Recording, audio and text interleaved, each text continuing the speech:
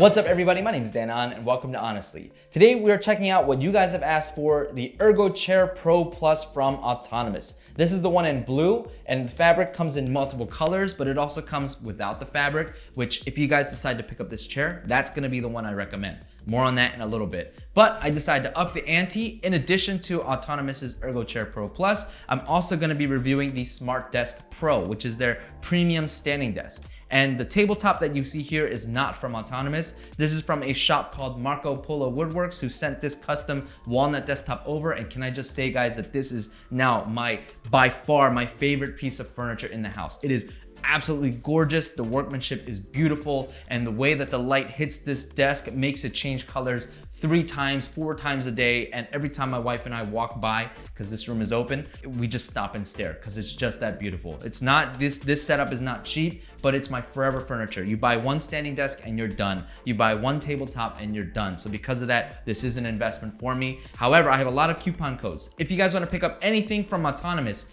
I got you guys a 2% coupon code from Autonomous. I know that's not a lot, guys. I did my best to negotiate more percentage, but unfortunately they wouldn't budge. So if you guys use my link down below in my code, you guys can get 2% off any Autonomous product. And if you guys want to pick up something from Marco Polo Woodworks, all you have to do is follow him on Instagram, check out his Etsy shop, and if you DM him on Instagram and let him know that Danon sent you, he'll give you 15% off any of his wood things that he's already made on his shop. Or if you guys want a custom piece like this tabletop here, you guys will get 10% off. So make sure you guys follow him, even if you don't pick any stuff up, because, you know, help out some small creators. Really appreciate it. Okay, I know that was a lot. Let's jump into it. I mean, let's get honest. Whoopsies. Starting with the ErgoChair Pro Plus. This is the most divisive chair I've ever sat on. So David Chang, who's a popular YouTuber, put this chair in the trash tier, saying it's just totally not worth it. But then I did a blind test over on my other channel, The Blind Guys, which if you guys unsubscribe, I highly appreciate if you do. But over on that channel, we did a blind test including this chair, and this came out as someone's #1 pick. My #1 chair is #7. My posture was good and I could actually work in it. And it came out as someone's last pick. You know what I have for #7? I have an X. I have no notes. I just have an X, because you know what? It was crap. And then in part 2, which again, I'll link down below once it's out, it hasn't been released, at least as of the recording of this video, there was a twist on this chair, and I won't reveal it here. Make sure you guys check it out. But yeah, this is by far the most divisive chair. I personally like it, but I'll talk about why people seem to not. So the biggest reason has to do with this seat pan. This seat pan, unlike other chairs, is very, very stiff. And it's not stiff as in it has no give, but it has very little give. You can see that if I push down on it, there is some give, and it's supposed to kind of mimic what you might get on a Herman Miller Embody, which really kind of uses this, it kind of contorts to your buttocks. But in this case, it's so hard that it doesn't really do a whole lot of contorting, and it's more like you're kind of sitting on slightly softer than concrete material. Now again, some people really dislike that, but I found that I really liked it. Like when I first sat on it, I was like, I like this, because it feels like you're sitting on something and not you're sitting in something. I realized that this is part of the reason why I like really taut mesh, like on the Aeron, because on taut mesh, you're sitting on top of it rather than sinking in, because if you sank in, then your legs would go numb and all that jazz. There's also people who prefer to sit on hard things. There's a thing called a stone bed, at least a lot of Asian people sleep on it, which is basically just a stone bed. It's a bed made out of flat stone, and some people really like that. So I realize this is personal preference, but again, for me personally, I like the way this seat feels.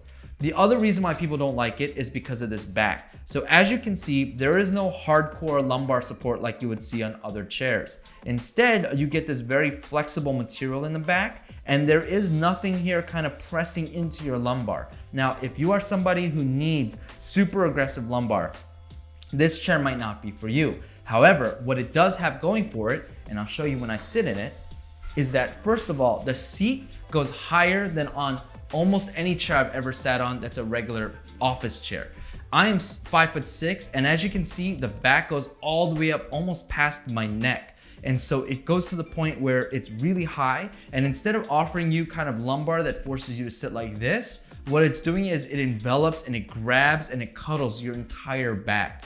And while sitting straight is not gonna feel comfortable on this chair, if you unlock it and then you loosen the back just a little bit and you sit like this, this is one of the best feeling chairs for this experience because your entire back is being held by the chair. There are a lot of chairs where, because of the design of the V shape to give you that aggressive lumbar, that when you lean back, it's gonna feel a little bit awkward because your lower back will be totally kind of off the chair, but your upper back will be. In this case, because it kind of encourages your whole back, it's gonna have both your lower back and your upper back, and this feels really, really good. Also, because the seat pan can move forward, you're gonna be able to curl your legs up really easily like an ergonomics rebel. And again, because the seat is so firm, you're not gonna sink into it, even though you're putting a ton of weight on this. This is my entire 180 pounds. I gained weight. I went to Texas for vacation recently, but it's gonna hold my entire weight up on top of this, and it feels really good. Then you lean back a little bit, and this is the ideal sitting position for me. Like, this feels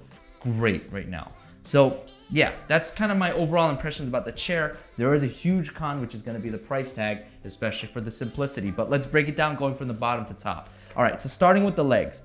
The legs have a pretty flat top. It's very flat actually, but it's not very wide. So if you like to put your feet on it, it's gonna slip off pretty easily because it is pretty thin. The casters are good, right? They work on hard floor and they work on carpet, and they're pretty quiet.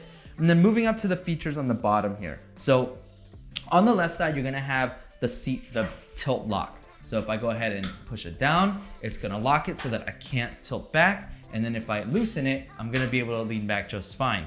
And one of the big bonus features about this is that not only can you lean back, but then you can lock it in that lean back position, and it's infinite, which means anywhere you put it, you're gonna be able to lock it exactly where you found it. And that's a huge bonus over something like an Embody, where an Embody can lean back, but you can't lock it in place, right? Otherwise, it's not real competition against the Embody, but it's the one little thing that it has over the Embody, okay? So, and it's also half the price, so keep that in mind. Okay, so that's it for the left side. Over on the right side, you've got this tab here, where if you pull it up, it's gonna be your height adjuster. And then attached to that is gonna be this spinning knob. And what you can do is you can pull it out, and you can rotate it, and that's gonna loosen your back tilt, the tension, or it's gonna tighten it up. And there's nothing really special there. It's a typical lean back. It's not really like pressure sensitive like you're gonna find on some of the steel case chairs. So this is just a typical lean back feature. And then over here, there's a little handle. If you pull this, you'll be able to lean out. And if you pull, again, you'll be able to pull it in. So if you pull it all the way out, again, for me, being 5'6", this is awesome. There's plenty of space, as you can see, from the arms to my legs. There's nothing encumbering here. And the edges are not soft. The edges are hard, but my feet don't hit those edges. Now, if you have longer legs, you might run into some problems here. But yeah, because again, the seat is so taut, I don't feel like I'm sinking into the chair. I don't feel like I'm damaging the chair. I don't feel like I'm gonna do long-term hurt to the seat pan because it's just so rigid like that. And just so that you guys know, I've been sitting in this chair for a little over a month now, and I can tell you that the bottom has loosened up a little bit and has contorted to my buttocks just a little bit, right? So that's pretty much it when it comes to the features of the chair. Now, moving to the arms, because I've already talked about the seat quite a bit, the arms are extremely simple. So literally all they can do is go up and down, and they've got very good range, like all the way down here. You've got it to the point where it's lined at pretty much my thighs, and then you've got in and out, and that's it. That's literally it. You can't go front back, you can't swivel in and out, and it's very loose, right? As you can see, I'm barely putting any pressure on it and just kind of moves in and out. And so because of that, this chair tends to be a little bit noisier because if you just sit, and you just kind of put your arms inside, it's just gonna rock in and out pretty easily. The armrests are nice because they're very fat. However, it's not very long, which it's not a huge deal, but they're also not the softest things. If you push them, they have a little bit of give, but they're not gonna be like, oh, my arms are being massaged right now. Then moving to the back of the chair. Again, I told you this before, that there is no lumbar, right? There's no lumbar bar pushing into you here. But what you do get is you get this flexible rubber material that when you sit in it and you decide to rock left and right, the chair will contort with you. And because of that, it's very Embody-like because of it. When I rock like this, it's gonna bend with me and it feels really good. However, when you bend upwards like this, like let's say you're stretching in the chair will not contort with you because there's hard plastic up here on the top, so it's not gonna bend with you if you lean back like this. So that's kind of the one thing it doesn't do, unlike what an embody does, which flexes with you no matter what you do with the chair. However, I'm gonna say it flexes better than the gesture does. The gesture kind of turns, but again, the gesture kind of sits on like a line and it feels like the chair just kind of just boom, or boom, instead of kind of like really flexing with you. This one, you definitely feel the flex and movement with you. Now, as I noted before, this chair is a really basic chair, and that's probably my biggest con with it is gonna be the price tag, right? For $700 to have so few features, to have so little lumbar support if you're someone who's looking for it, can be a real deal breaker. The other thing that's gonna be a con is gonna be again with this back seat. Now, right now, I'm wearing a sleeved shirt, but if you sit and you lean your arms back like I do, this material is very scratchy. So if you're resting your arms, you can see how my arms are on it and the bare part of my arms are on it. And this is very scratchy. To the point when I first sat on it, I was like, what the heck? This is terrible. Which is why I recommend that you don't get the fabric version because this is gonna get very scratchy. So enough with the chair. This is by far my favorite standing desk. And I haven't used a ton. I actually have 3. I have a FlexiSpot really budget desk, which is in the realm of $250 total. Then I have the Husky desk, which is a manually rotating desk, which is a workbench. And then I have this. This is the SmartDesk Pro. And I got the Pro version mainly because of the weight capacity. Now, a lot of these standing desks that I'm looking at have a weight capacity of like 200, 250 pounds. The SmartDesk Pro has a weight capacity of, I believe, 300 to 350 pounds. And for me, that was critical because what I found about the FlexiSpot, the budget desk, was that while it was fine up to a certain height, if you went past that, the thing became uncontrollably wobbly. And the problem got worse if you put more weight on it. And I thought that was really interesting because I thought more weight would mean more stability. But as a matter of fact, more weight caused it to be extremely unstable. And so for me, I wanted something that had a massive weight capacity because of a few reasons. As you can see, I put my desktop on my desk, and because I think it looks beautiful. And that thing probably weighs about 100 pounds. Maybe I'm over exaggerating, maybe about 70 pounds, but it's very heavy. Then you have my monitor arm and my monitor, which are probably gonna weigh about 40 pounds. Then you have all the other crap that I put on here, which is probably gonna weigh about like 10 to 15 pounds. And then you've got the tabletop. And here it's walnut, which is relatively light. It's about 50 to 70 pounds. But if you're putting on something like butcher block, that's gonna be like 100 pounds. And so already you're hitting the peak maximum weight. You could put on the tabletop that comes with the autonomous desks, and that's all good and well, and they actually have very cool designs that you can do. But for me, I wanted something bigger, and for autonomous, if you want the bigger desktop, it's not only gonna be in the color that I didn't want, but it was also gonna cost another arm and a leg. So instead, I opted to get the shorter version and then switch that top out with this. And yes, you can buy the standard SmartDesk Pro and you can adjust the distance of the legs to get it super long. As a matter of fact, I could probably, this is a 70-inch desktop. Again, Marco Polo Woodworks, highly recommend check them out. Absolutely gorgeous. I'm pretty sure I could have gotten like an 80 to 90-inch tabletop. It goes that wide.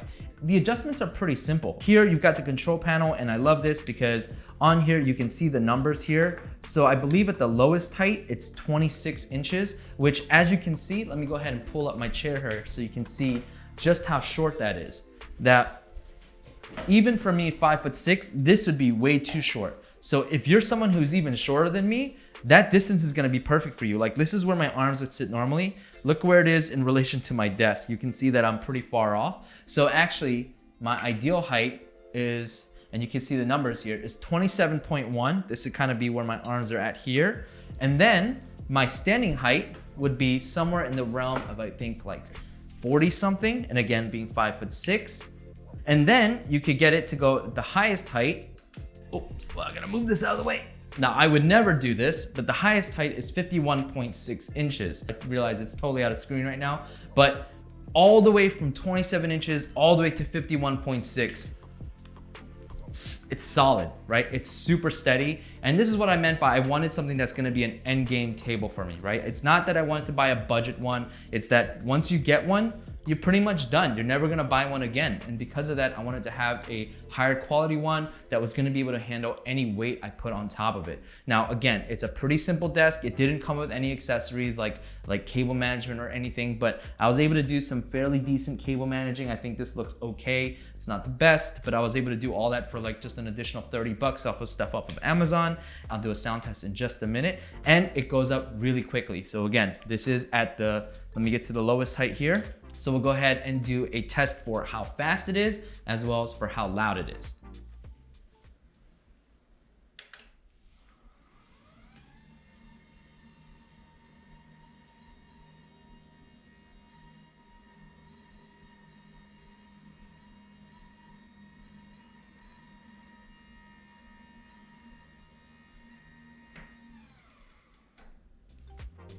And there you have it. So some things you guys might be wondering about this desk is how deep of a desk can you put on it? Well, this is a 30-inch deep tabletop, and I'm pretty sure I could go a little bit wider. I'm pretty sure I could probably bring it up to about 36 inches, but any more than that, and I would feel a little bit uncomfortable because the arms don't span as far. And so I don't know, just something about the way that the legs are super duper heavy duty, so I don't think it's ever gonna tip on you, but I just feel like at that point when it extends too far that you might actually end up cracking the tabletop if you lean forward or lean it back too far. The other questions you might have is how easy was it to assemble, especially with a custom tabletop? So if you just install the tabletop that comes with it, there's all these pre-drilled holes, and it was infinitely easier than the budget flexi spot desk that I have downstairs that I use as a B-roll table. It was super duper easy because everything comes pretty much pre-installed, and then the only thing I had to do was, after assembling the legs, which again was super duper simple, was drill with the screws that they included into this tabletop, and that was it. And because this is a 1-inch thick tabletop, the one that that was included with this is 1 inch, I knew that it was going to be a perfect fit. The legs, the way that it kind of goes up and down is that the legs each have a motor in them, so it's a dual motor desk. And then those legs plug into a major hub, which is underneath the desk. And then from that major hub, it will plug into the wall, and that's it. All right, guys, that's gonna do it for this one. If you guys have any questions about the ErgoChair Pro Plus, or you have any questions about the standing desk, or if you guys wanna pick up any of these things, again, links will be down below. Please check out Marco Polo Woodworks. He does amazing stuff. It's absolutely gorgeous, and please support him. He's small business, but he does excellent work. All right, guys, that's gonna be it for this one. Until next time, everybody, stay safe. Please check out my other channel, The Blind Guys, which again, I'll leave down below. Until next time, stay honest.